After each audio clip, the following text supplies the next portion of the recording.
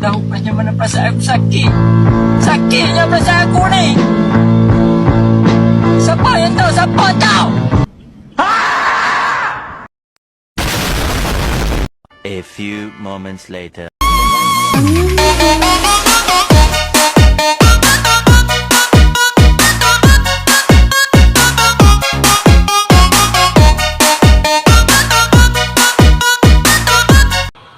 Assalamualaikum warahmatullahi wabarakatuh.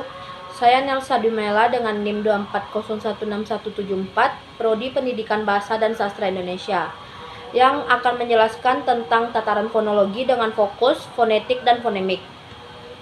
Fonologi merupakan cabang linguistik yang mempelajari bunyi bahasa. Ada dua cabang, yaitu yang pertama fonetik, mempelajari semua bunyi bahasa, baik yang memiliki fungsi membedakan arti maupun tidak. Misalnya bunyi P dan B memiliki arti yang berbeda dalam suatu bahasa, tetapi secara fonetik keduanya adalah bunyi yang dapat dipelajari secara terpisah dari fungsi linguistiknya. Dan yang kedua fonemik, fokusnya adalah pada bunyi yang disignifikan, yaitu bunyi yang membedakan arti. Contoh dalam bahasa Indonesia, mata dan mati memiliki arti yang berbeda karena perbedaan fonem A dan I. Pemahaman terhadap kedua cabang ini memberikan wawasan mendalam tentang bagaimana bunyi dihasilkan dan fungsi dalam komunikasi. Baik, selanjutnya yaitu materi tentang fonetik. Fonetik adalah ilmu yang mempelajari proses fisik dalam produksi, transmisi, dan penerimaan bunyi bahasa. Dalam fonetik kita tidak membahas apakah bunyi itu membedakan arti, tetapi bagaimana bunyi itu terjadi.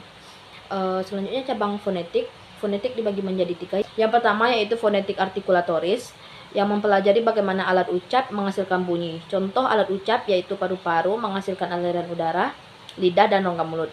Dan yang kedua fonetik akustik, kajian tentang bunyi sebagai fenomena fisik. Parameter yang dipelajari meliputi frekuensi, amplitudo, dan intensitas. Dan yang ketiga fonetik auditoris, fokusnya pada bagaimana telinga menangkap bunyi dan otak memprosesnya. Baik, selanjutnya alat ucap dalam fonetik. Alat ucap adalah komponen tubuh manusia yang berperan dalam menghasilkan bunyi bahasa. Alat ucap dapat dibagi menjadi tiga, yaitu sistem pernapasan. Paru-paru menghasilkan aliran udara sebagai sumber energi utama bunyi. Dan yang kedua, sistem pembunyian. Pita suara menghasilkan suara melalui getaran. Dan yang ketiga, sistem pengucapan. Lidah, gigi, rongga mulut, dan hidung memodifikasi aliran udara menjadi bunyi yang beragam. Fungsi alat ucap yaitu bunyi dihasilkan melalui interaksi antara artikulator aktif seperti lidah dan artikulator pasif seperti gigi. Misalnya bunyi P dihasilkan dengan menutup kedua bibir. Baik, selanjutnya yaitu klasifikasi bunyi bahasa. Yang pertama ada konsonan. Konsonan dapat diklasifikasikan cara artikulasinya, hambat stop, yaitu bunyi dihasilkan dengan menutup aliran udara secara penuh. Misalnya kita ambil huruf dari P, T, dan K. Dan yang kedua ada geser atau frikatif, aliran udara dilepaskan secara sempit sehingga menghasilkan gesekan. Misalnya dari huruf F dan S. Dan yang terakhir ada sengau atau nasal, aliran udara keluar melalui hidung. Misalnya dari huruf M dan N. Dan yang kedua tempat artikulasinya, bilabial, yaitu bunyi yang dihasilkan dengan kedua bibir, misalnya dari huruf P dan B. Dan yang kedua alveolar, bunyi yang dihasilkan dengan menyentuh alveolar ridge, misalnya T dan D.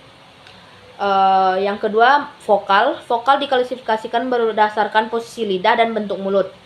Yang pertama ada posisi lidah. Posisi lidah dibagikan tiga menjadi tinggi, sedang, dan rendah. Tinggi kita ambil contoh dari huruf I dan U. Sedang kita ambil contoh huruf E dan O. Dan rendah huruf A.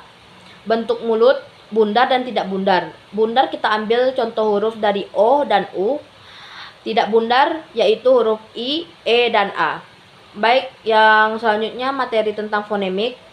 Fonemik adalah kajian tentang bunyi yang membedakan makna. Fonem adalah unit terkecil dalam bahasa yang bersifat signifikan. Contoh pasangan minimal. Yang pertama ada mata dan mati. Perbedaan fonem A dan I membedakan arti. Dan yang kedua, lari dan lari. Lari dan rari. Perbedaan fonem L dan R. Baik, selanjutnya fonem suprasegmental. Selain fonem segmental, seperti konsonan dan vokal, terdapat juga fonem suprasegmental yang mempengaruhi makna. Yang pertama, tekanan. Dalam bahasa Inggris, import atau kata benda dan import atau kata kerja dibedakan oleh tekanan. Dan yang kedua, intonasi. Intonasi menentukan jenis kalimat. Kamu sudah makan, itu pernyataan, atau kamu sudah makan, itu pertanyaan. Dan yang kedua, jeda. Penempatan jeda memengaruhi makna kalimat. Misalnya, Putri Ratu yang cantik itu dipinang anak gubernur, atau Putri Ratu yang cantik itu. Yang selanjutnya, contoh penerapan fonemik. Contoh penerapan fonemik, yang pertama ada padi dan pada, i dan a, dan bali dan bari. Perbedaannya di huruf L dan R. Adapun alofon. Alofon adalah variasi bunyi dalam satu fonem. Misalnya fonem huruf I dalam tari dan tarik diucapkan dengan panjang yang berbeda, tetapi tetap dipahami sebagai fonem yang sama. Distribusi fonem. Fonem dapat muncul di awal kata, B pada batu, tengah kata N pada anak, akhir kata K pada baik. Baik, kesimpulan yang bisa kita ambil dari materi tersebut, fonetik fokus pada cara bunyi dihasilkan dan sifat fisiknya, dan fonemik memperhatikan bunyi yang membedakan arti. Dan pentingnya tataran fonologi. Pemahaman fonologi sangat penting untuk analisis bahasa, baik dalam lingkup teoritis maupun terapan, seperti pengajaran bahasa atau pengembangan teknologi pengenalan suara. Baik, itulah yang dapat saya sampaikan. Mohon maaf ada kesalahan kata. Saya akhiri. Wassalamualaikum warahmatullahi wabarakatuh.